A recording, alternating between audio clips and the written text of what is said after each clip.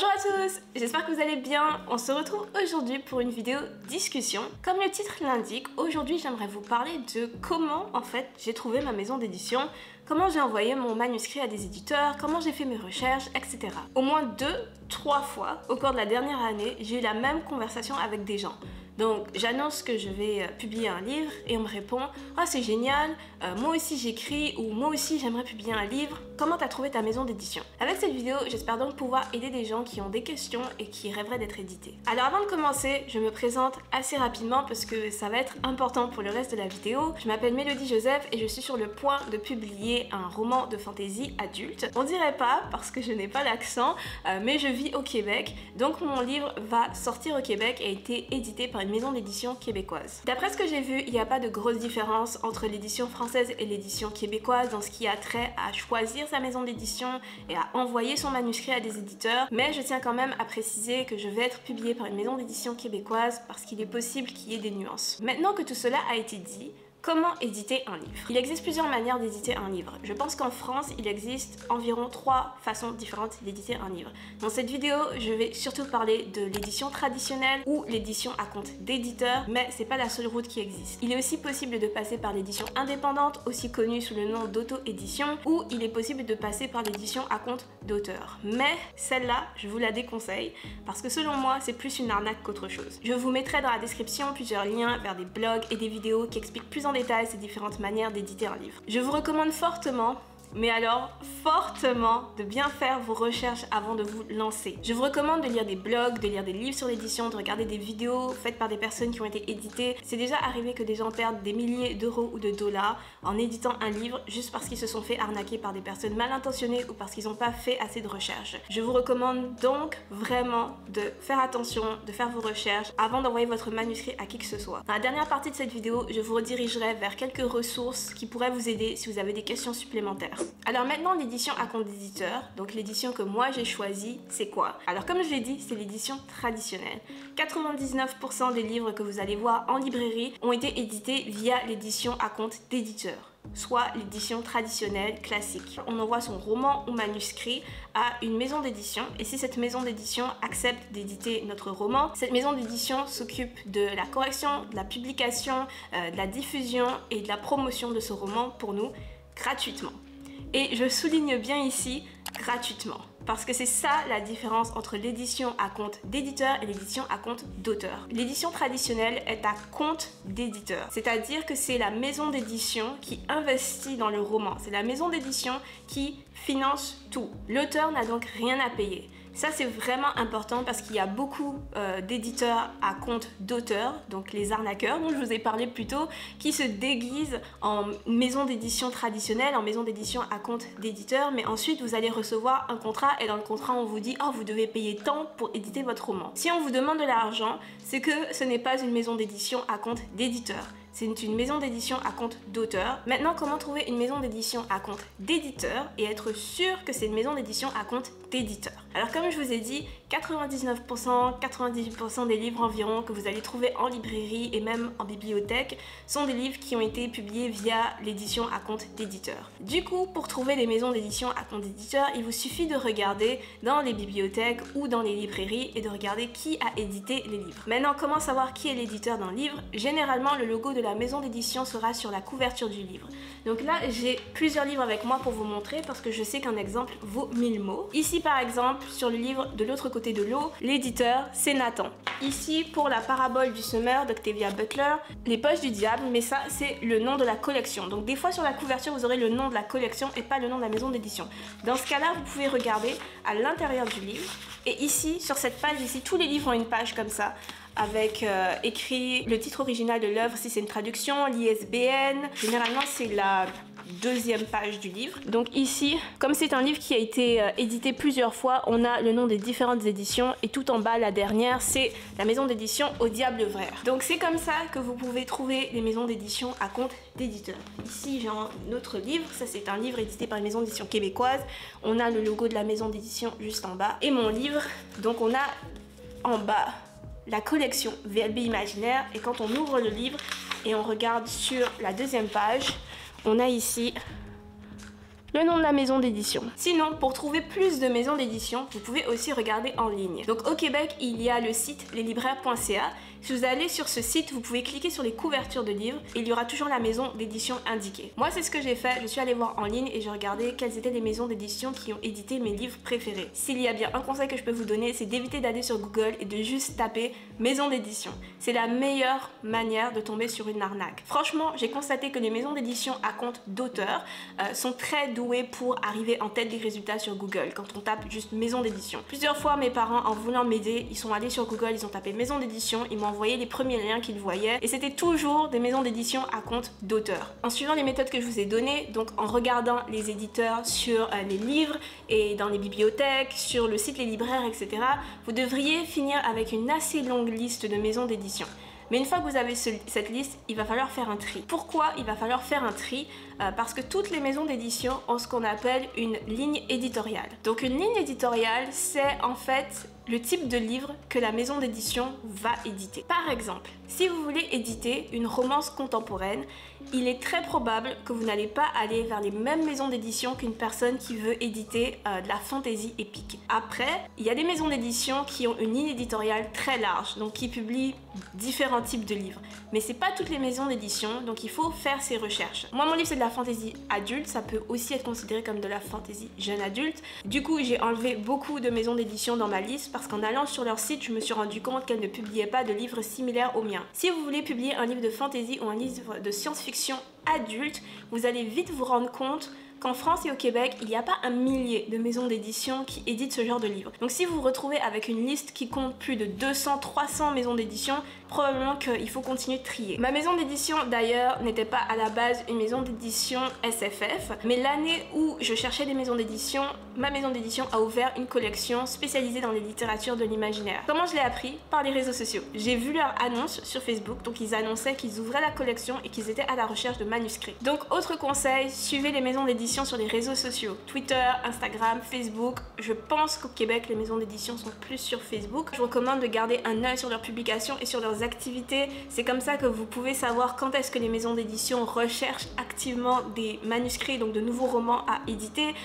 Des fois, les maisons d'édition organisent des concours pour trouver de nouveaux auteurs, des fois des appels à texte pour des recueils de nouvelles. Et les recueils de nouvelles, ça peut être un super bon tremplin pour des nouveaux auteurs.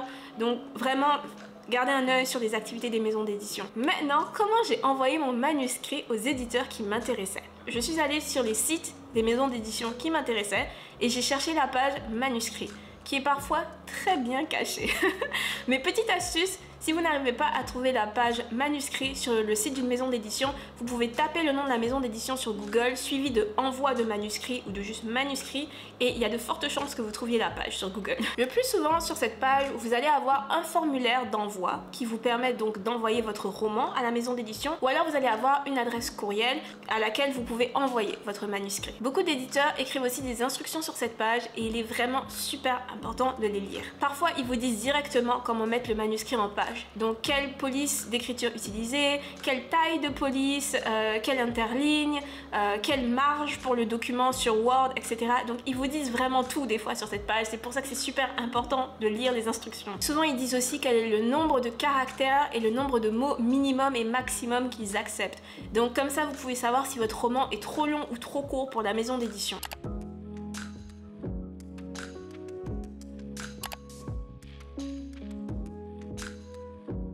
C'est pas pour rien si les maisons d'édition mettent ces informations là. Il faut se dire que les maisons d'édition, surtout les grosses maisons d'édition, reçoivent beaucoup de manuscrits tous les jours. Si vous ne suivez pas les instructions, il y a beaucoup de chances que ces maisons d'édition fassent pas l'effort de lire votre livre parce qu'ils en ont plein d'autres à lire. Et puis perso, je pense que c'est aussi une marque de respect de lire ce que la maison d'édition écrit. Si vous voulez travailler avec la maison d'édition, il faut commencer par montrer que vous respectez le travail de la maison d'édition. Souvent, les éditeurs vont vous demander d'accompagner votre roman d'une lettre de présentation et d'un synopsis, mais après ça dépend des éditeurs, donc c'est pour ça à nouveau que c'est important de lire ce qu'ils disent et ce qu'ils demandent. Dans mon cas, j'ai envoyé une lettre de présentation avec mon roman et j'ai écrit ma lettre de présentation en m'inspirant des conseils que j'ai lus sur le forum Jeunes Écrivains.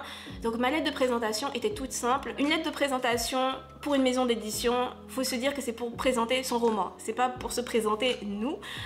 Donc dans ma lettre de présentation, Je dis juste que mon roman c'est le premier tome d'une série, j'explique de quoi il parle rapidement, je décris les thèmes principaux du roman et je termine avec quelques lignes sur moi. J'ai décidé d'y aller super simplement parce que je me suis dit que si je décide de faire quelque chose de plus original, ça peut passer comme ça peut casser complètement, donc vaut mieux aller dans la simplicité. J'ai envoyé mon roman à un peu moins de 10 maisons d'édition, ce qui est pas super courant en fait. J'avais pour objectif d'envoyer mon roman à 15, 16, une quinzaine de maisons d'édition, sauf que après l'avoir envoyé aux premières maisons d'édition, je me suis rendu compte qu'il y avait des choses que je voulais modifier dans mon histoire. Donc j'ai attendu de modifier mon histoire avant de l'envoyer aux autres maisons d'édition. Entre-temps, une des maisons d'édition à qui j'avais envoyé la première version de mon histoire m'a répondu et m'a dit qu'ils étaient prêts à éditer mon livre. Mais sinon, je prévoyais d'envoyer mon roman à environ 15 maisons d'édition, ce qui est plus courant, surtout pour la SFF. Une fois que vous aurez envoyé votre roman, il ne vous restera plus qu'à attendre. Et cette attente peut être très longue. Cette attente peut aller de 1 mois à 2 ans. Je crois que quand je cherchais des éditeurs pour mon roman, j'ai vu que pour Bragelonne c'était maximum 2 ans d'attente. Je sais pas si c'est différent maintenant, mais à l'époque je me souviens que c'était maximum 2 ans d'attente. Donc attendez-vous à attendre longtemps. Vous allez sans doute recevoir des refus. Et dans 99% des cas, ce seront des refus pas du tout argumentés. Il est aussi possible que vous ne receviez pas de réponse du tout. Il y a des maisons d'édition qui ne m'ont jamais répondu. Il ne faut pas mal le prendre, c'est pas personnel si les maisons d'édition mettent du temps à vous répondre, si vous recevez des refus pas argumentés et si des fois vous recevez pas de réponse du tout. C'est sûr que c'est pas top du tout, c'est pas agréable, mais c'est comme ça. Maintenant, si vous avez des questions, des doutes, etc., quelles sont les ressources à consulter?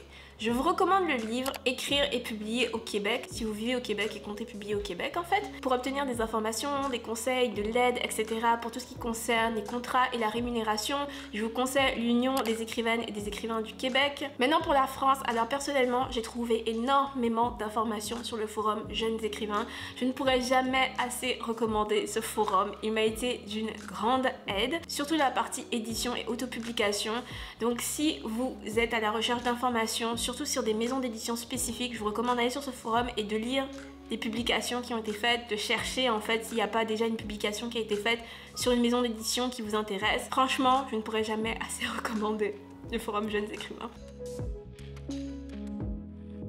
Alors si on regarde les choses d'un point de vue super pragmatique, et là je me mets vraiment en mode super pragmatique. Le monde de l'édition, surtout en France, est très difficile d'accès. Je ne sais pas si statistiquement c'est vrai, c'est une chose que je me dis et je pense que c'est une chose qu'il faut se dire. Les livres qu'on voit en librairie ne représentent même pas 1% de tous les manuscrits que les maisons d'édition reçoivent. Mais ce n'est pas une question de qualité, ce n'est pas parce qu'une histoire ne trouve pas éditeur qu'elle n'est pas bonne. Beaucoup de facteurs différents rentrent en compte dans la sélection d'un roman par un éditeur. Je le redis encore, là je suis vraiment en mode hyper pragmatique.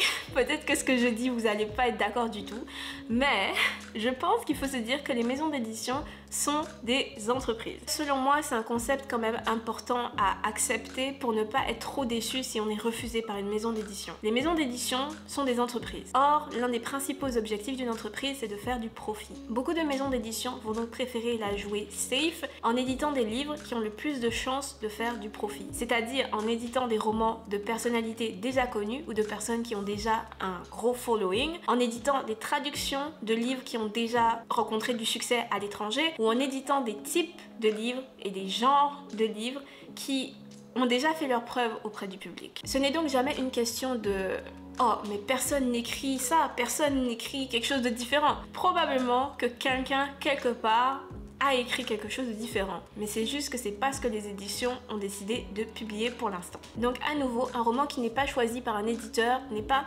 forcément mauvais. Après, bien sûr, on ne peut pas négliger le fait que peut-être qu'il y aurait des choses à améliorer dans le texte.